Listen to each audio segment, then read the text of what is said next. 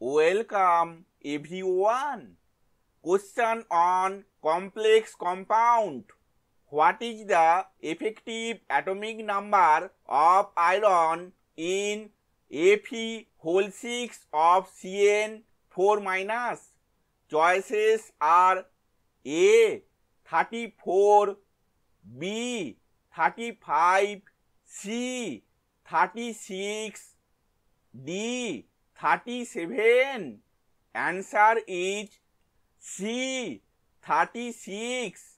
Explanation we will see in the next slide.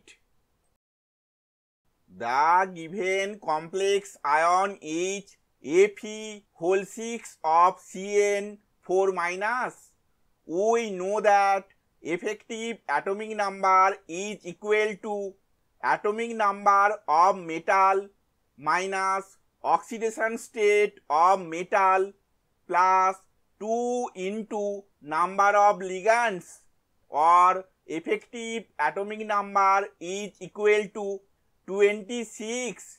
26 is the atomic number of iron minus plus 2. Plus 2 is the oxidation state of iron plus 2 into 6.